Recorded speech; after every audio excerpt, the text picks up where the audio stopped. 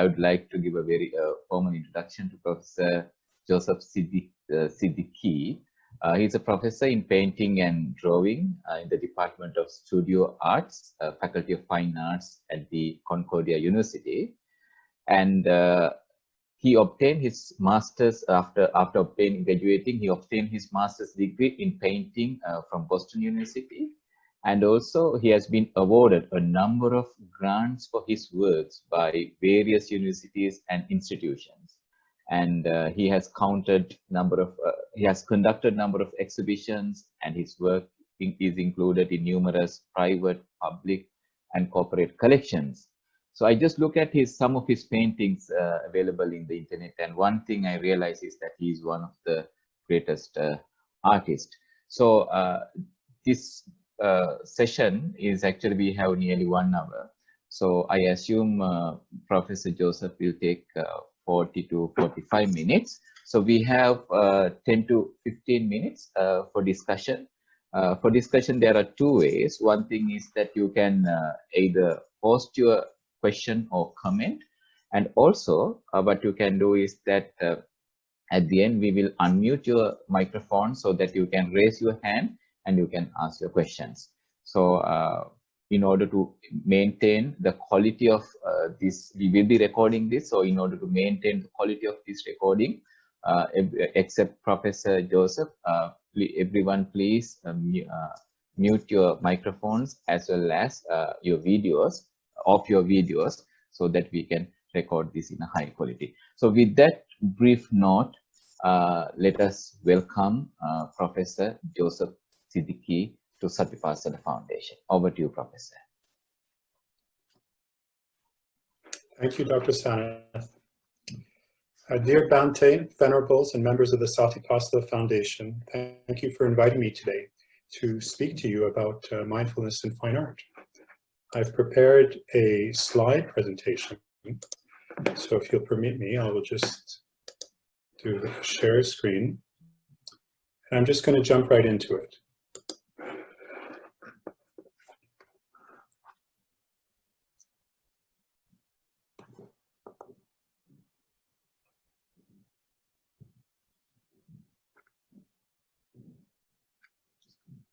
So I started about 2.5 years ago practicing meditation quite seriously after taking a Vipassana meditation course with Mr. S.N. Goenka as assistant teachers at a center in Montebello, Quebec.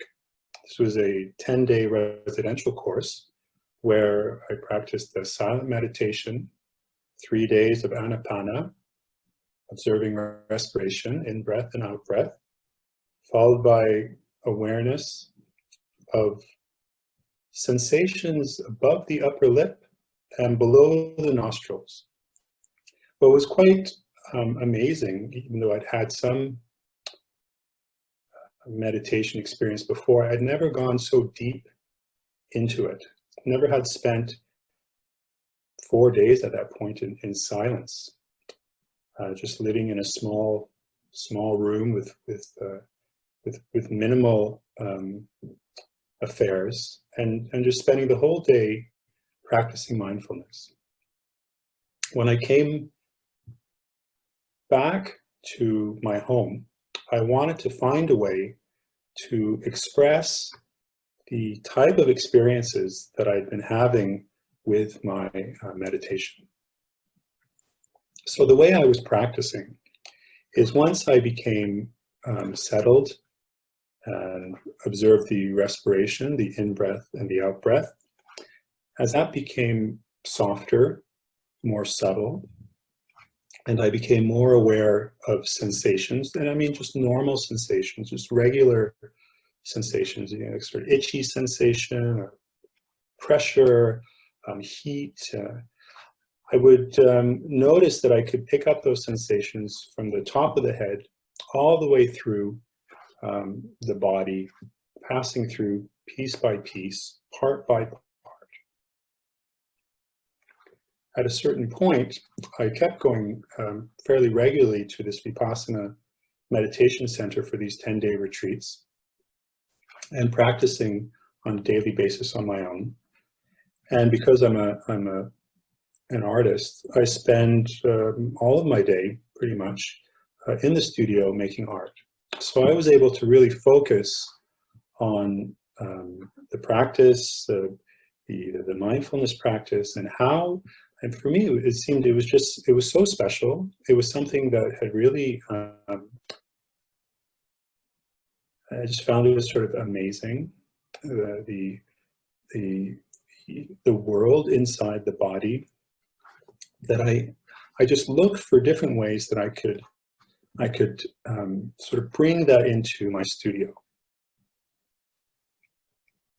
So I wanted to find, how can I show what's happening inside? Because most people, when they think of meditation, they see the picture of the person sitting there. And what was amazing is that the meditation was inside things were happening. It was inside that this world was revealing itself. And what was a paradox is that the world was invisible.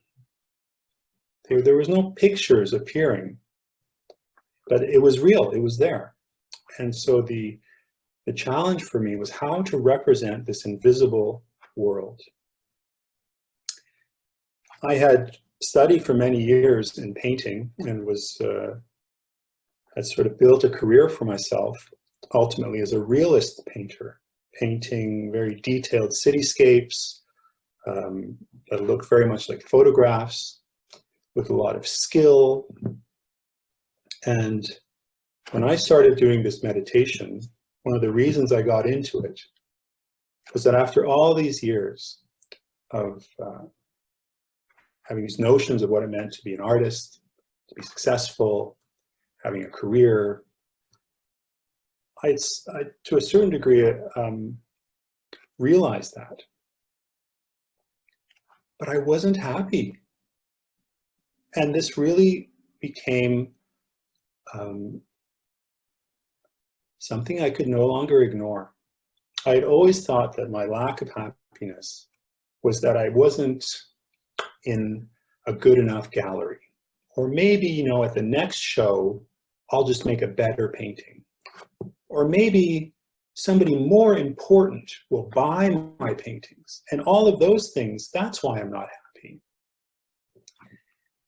But at around 2015, I reached a point where I realized I had every reason to be happy, and yet, and I wasn't depressed, but underneath I was something, and I couldn't figure out what it was.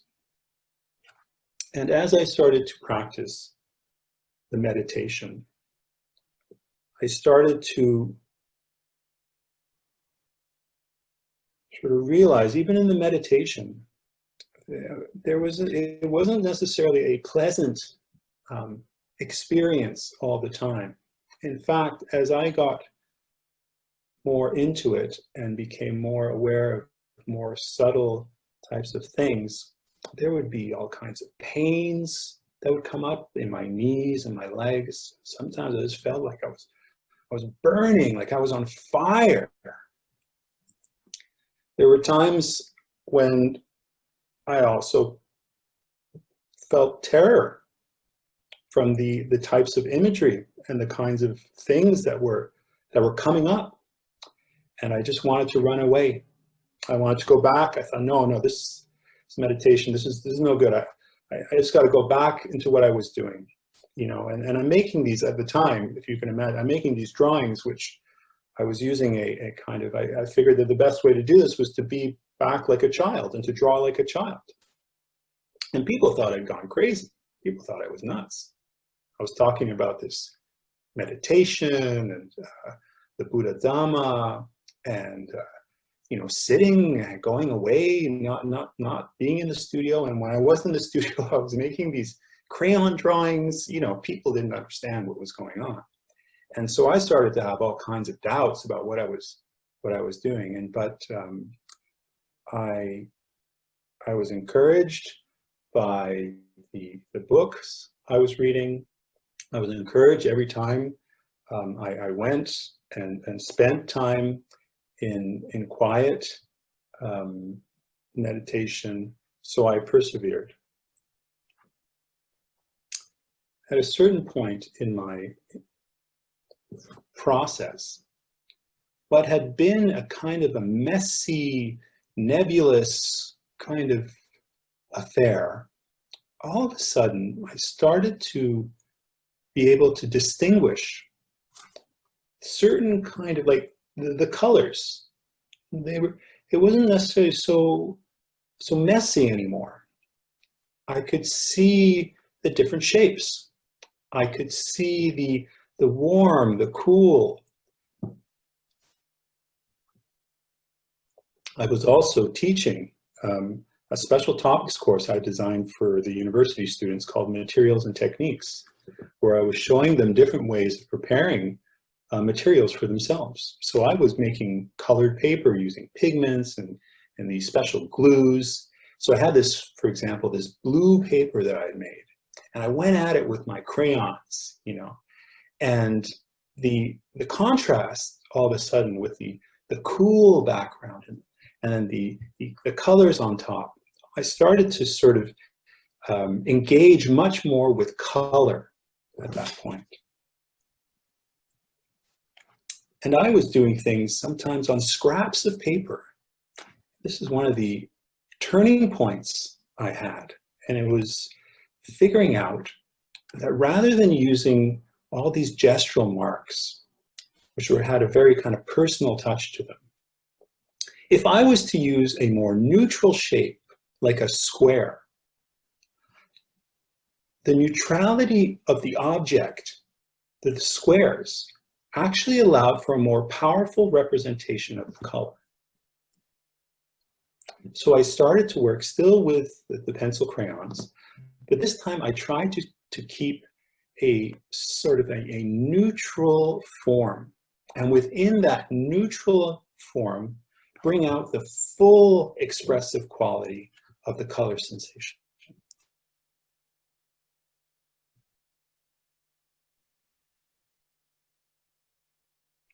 By this point, I started to see that there was a certain structure to the way these squares I was using were piling on top of each other. It wasn't random, that there was some recurrent movement, some kind of structure was there.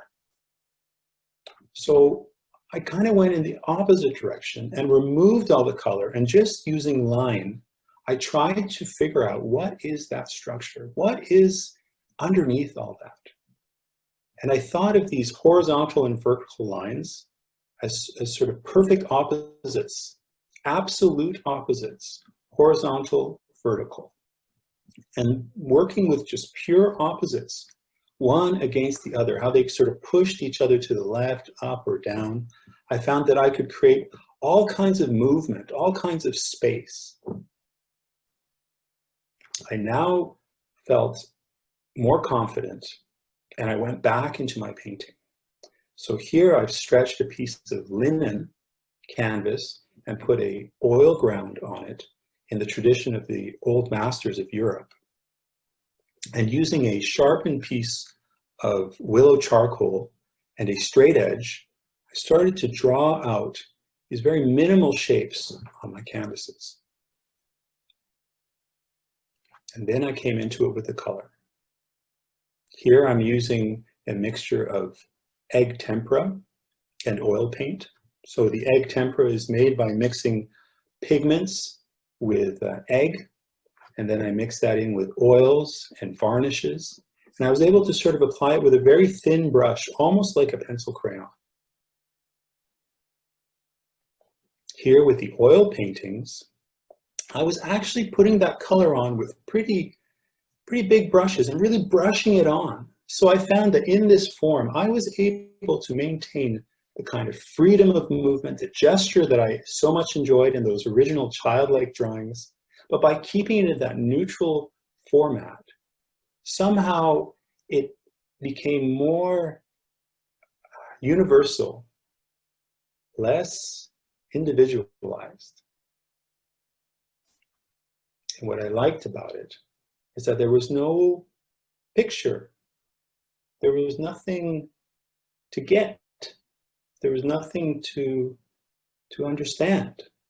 it was just pure color and the color relationships and the enjoyment of just looking at the image. There's a certain mood that could be created by creating certain balances between warm and cool, light and dark, red and green.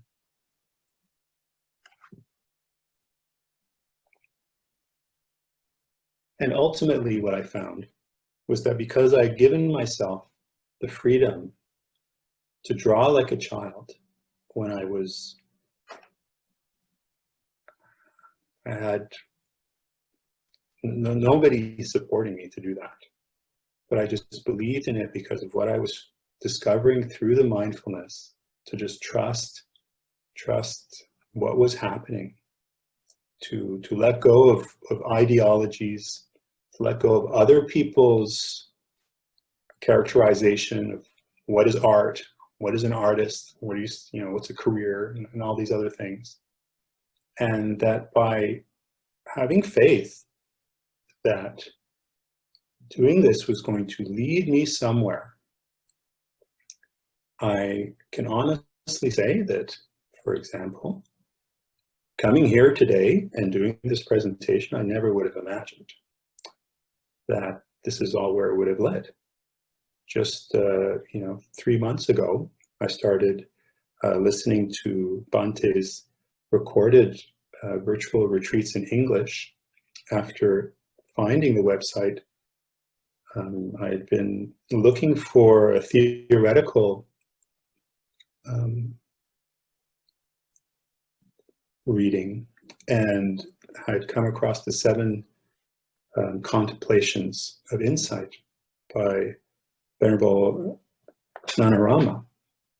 And to see that all of that would somehow open a door that I could share this with people halfway across the world, well, I never could have imagined that. So we'll just jump right into it. And I'm going to encourage everybody, not just the children, but all ages, adults too, to follow along and enjoy the process. So first thing we're going to do is a series of warm-ups. Think of these as exercises. Before we actually do the mindful drawing, we're going to do some mindful warm-ups. So just follow along with me, and here we go. So first thing, just make sure you're sitting comfortably. Your posture is really important. You want to be sitting fairly upright in a relaxed manner. I'm sitting at a desk. Some of you might be sitting at a table. Others might be sitting cross-legged on the floor. Try not to be like this, be upright, be mindful, be aware of your body. Now, I'm going to try and show you through now when you're sitting there, imagine this is the table. You're sitting there, you're sitting upright. I want you to put your writing hand on the table. Left hand, right hand, doesn't matter. Just put your writing hand on the table. Just like that. Just kind of touch the table. I want you to make a finger like this. Finger. I want you to place your wrist on the table, on the desktop, on the floor, wherever your writing surface is. Just place it. And then I want you to see, with your wrist kind of glued to the table, what kind of marks can you make with your finger? Where can you go? You can kind of go. Try and explore. What are the possible movements you can do with your finger? And you really feel with your fingertip. Feel the table.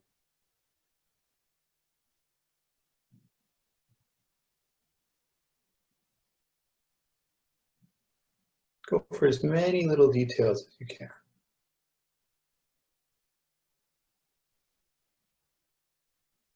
Try and be aware of the tactile, the touch, soft, hard.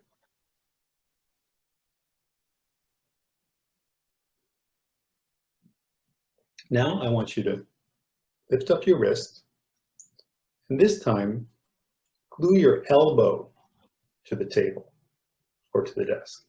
Now if you're sitting upright, glue your elbow to your ribs.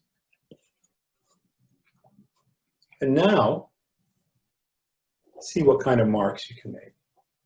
With your finger, just touching it in different ways. How far can you go? How close? What are the options? Try and explore as much of your table area as possible with your elbow glued to the table.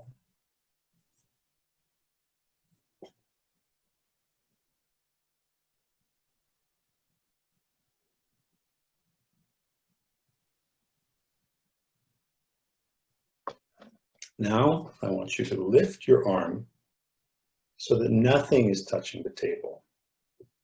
Just completely free.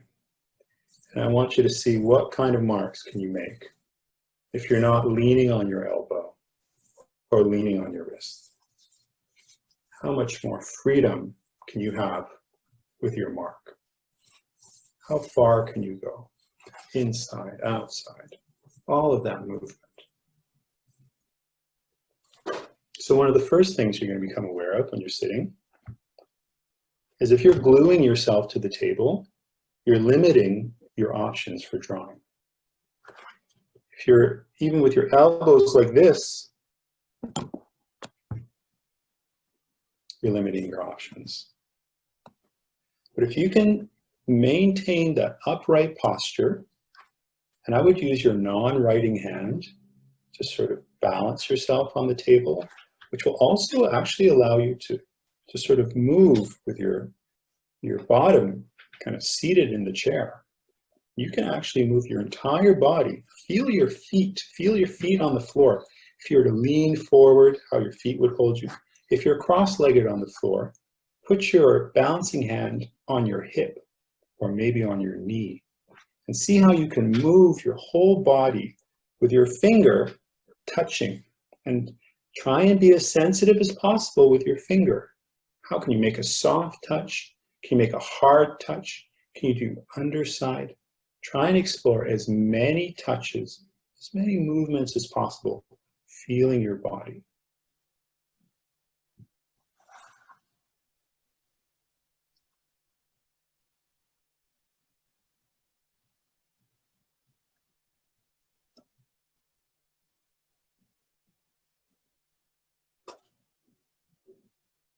Now sit upright again.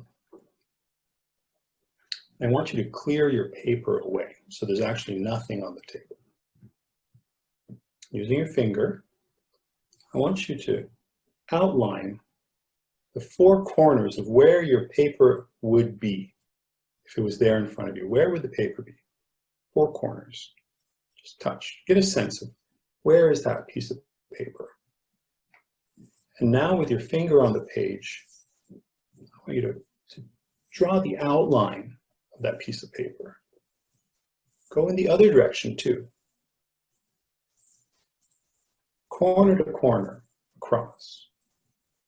Up, down, diagonal, up, down, diagonal. Come halfway through the page, split it in half, over to the corner. Halfway up the page, split it in half, up to the corner. Halfway through the page, split it in half. Explore that page round in every way you can possibly discover. Try and touch every square centimeter of that page. What kind of marks can you make? You don't have to focus your attention on the finger. You don't have to follow the finger like this. Have a general sense of where you're drawing, but actually try and see the whole page the whole time. And just move. You might notice sometimes you're moving slower, sometimes you're moving faster. Doesn't matter. Shake your wrist. Brush off the page. clean it up, as if it was a piece of sand. And you've made all these marks in the sand. You're now going to, flatten out the sand again. Ante was talking about the coffee grinds. Imagine that there's coffee grinds here. Just flatten it out. Now, starting in one corner, very attentively, slowly, try to touch and off, touch and off, about halfway through the page. Very attentively, on, off, on, off. Keep the lines fairly close together. How sensitive can you be to that initial start and then the coming off the page? When you get to the bottom, start, or you get to the end, come along the bottom, same thing. Just straight lines.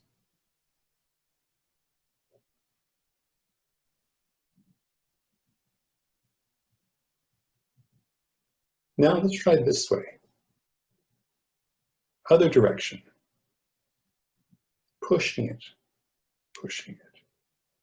Go all the way down the page. As if there was a piece of paper there.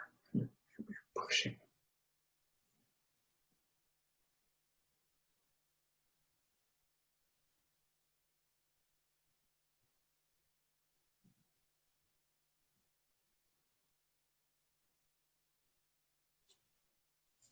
That's good. Let's clean it off again. Swipe it down.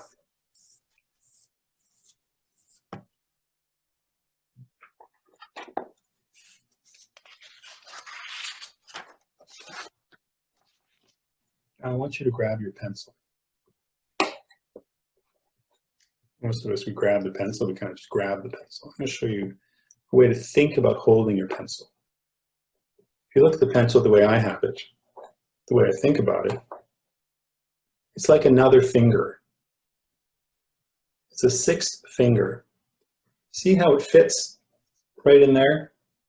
That little space between the thumb and the index finger. Just let it sit there. And the tip should be more or less in line with your index finger. Now just very slowly, lightly, pick it up. Touch, put it down. Try it again.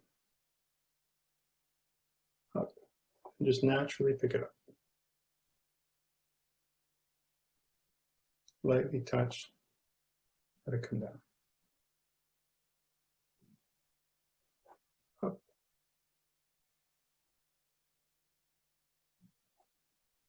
Down. Up.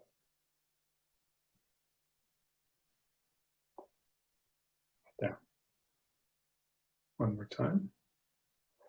Up. Now we're going to try to manipulate it in our hand. So you just have a natural, you kind of just grasping it naturally. Put it in your fist and point with your finger. Try that. Holding it naturally, putting it in your fist. Holding it naturally, putting it in your fist. Now this is going to help to develop your motor skills for the younger children and maybe even for some of the older people. Let's practice that. Holding it. Holding it. And here's the other move. Flip it around.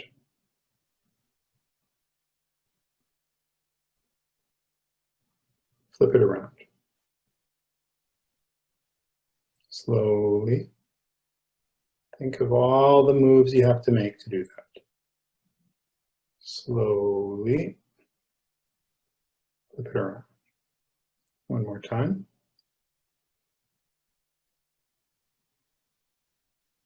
This is something you can practice on your own. I'm now going to grab my piece of paper so you can too.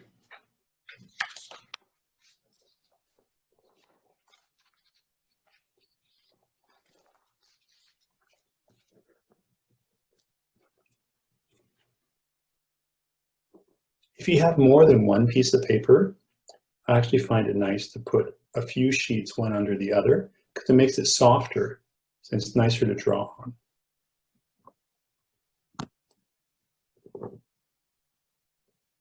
So we have, holding it naturally, finger. Now with the finger, should just make some mark, just touch the paper, just like you did before, just like there's nothing there. Don't all of a sudden start thinking, oh, now I'm making a drawing, what am I going to do? No, just as if it's a beach, just the sand. And just move around the page. Just move around the page. And very quickly, you're going to do this. Now just try different marks.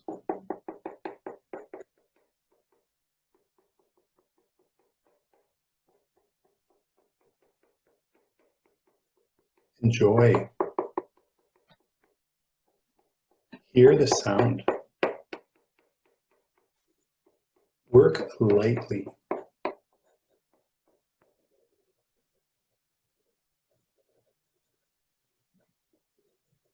What kind of marks can you make with your pencil? If you're not trying to make a picture, imagine you're just at the beach moving the sand around.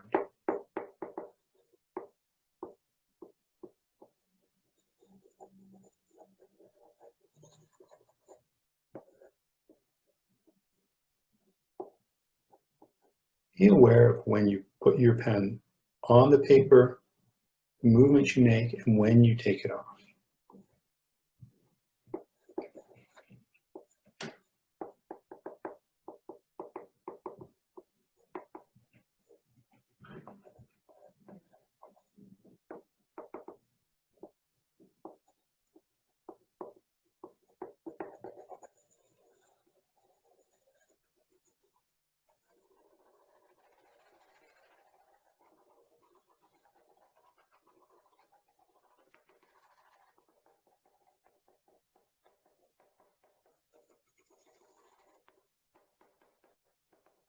There's no right or wrong way to do this.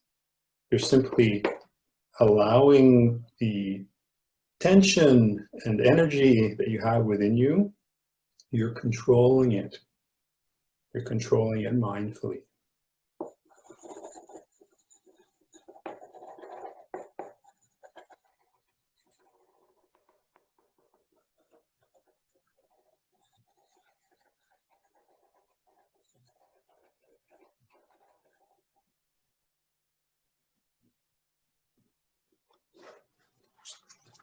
Now, I want you to turn over the paper, or if you have a second piece of paper, you can grab a second piece of paper.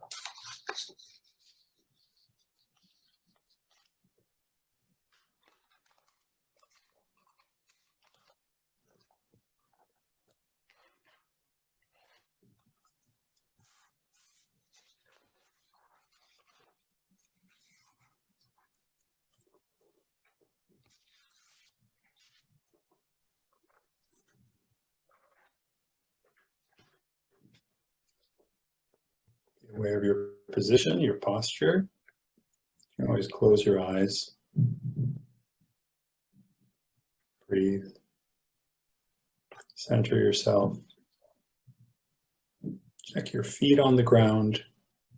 Are you still free and moving, or have you started to glue your elbows somewhere?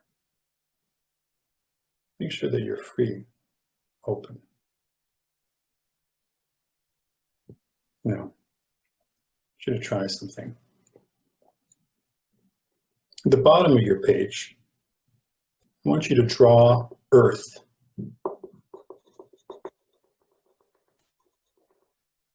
Whatever that means to you. Earth, the ground, the soil. Draw the earth. How are you going to express that? What is the quality of earth? It's heavy, kind of thick, maybe dark. Don't overthink it. The children are overthinking it. Draw the earth.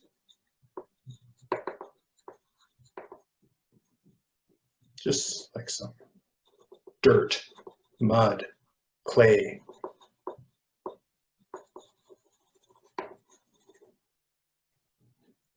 Now, in the earth, I want you to plant a seed.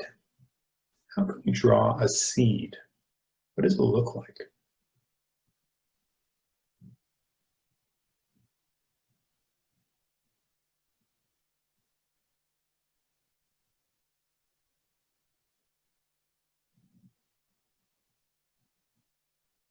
Think of the shape.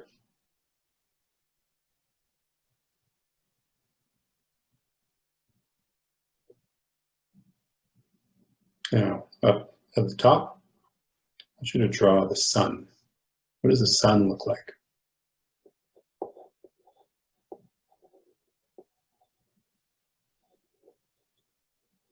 You can do this your own way. You don't have to copy it the way I'm doing. I'm just giving you one way of the way the sun could look, but however you want to do it. Now, I want you to draw the heat coming off of the sun. How do you draw that? What does heat look like?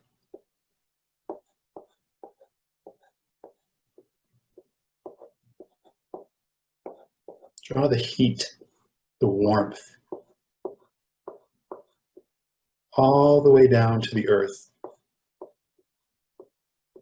all the way into the seed. How can you show that the warmth of the sun is touching the seed? Next, up in the sky, I'm going to draw a cloud.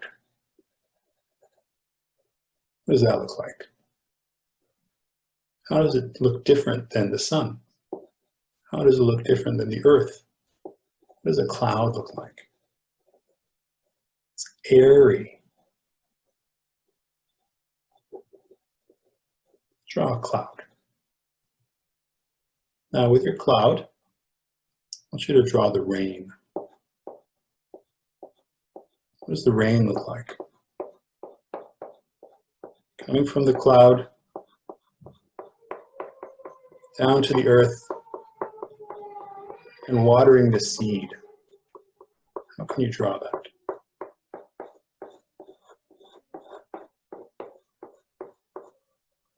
Now this seed, I want you to push a stem out of that seed. Push a stem out of that seed. So it's coming up out of the earth. Up out of the earth. How do you push out? Maybe a leaf will form. Another leaf coming out. Keep pushing, keep pushing. Maybe down at the other end, the roots starting to grow. How do you show that? It's starting to expand. Roots coming out now. It's still coming up. You show that it's really growing now. Wow. Branches coming out. Like a tree. Big roots. It's getting bigger and bigger. Wow. Branches. Don't worry if you draw over the sun or over the clouds. Don't get picky about it. Make it feel like it's growing. You have to feel the growing energy. Be mindful. Now on these branches, draw some flowers. Don't worry if it doesn't look like a real tree. What do the flowers on the tree look like? Do it fairly quickly.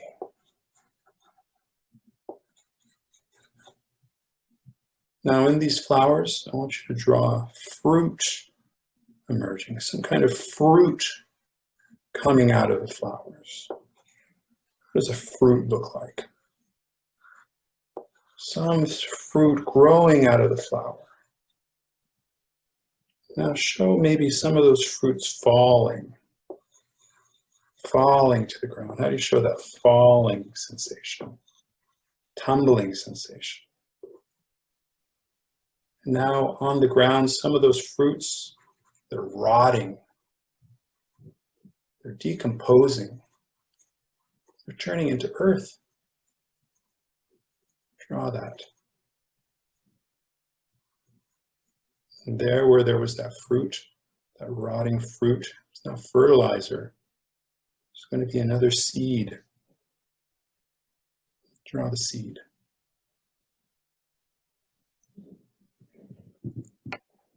I hope that gives you some idea that when you're drawing, you can be not only thinking of a static picture, but an animated picture. You can bring your drawings to life. You can live in that drawing, in that moment. If you are allowing yourself to do it and enjoying it, well, it's a great way to spend your time. So that's it. Thank you. Thank you very much, Professor. I think for the first time in my life, I have seen a picture is growing. So I did it by myself and I really enjoy. And I let discover that's a great session of meditation, of course.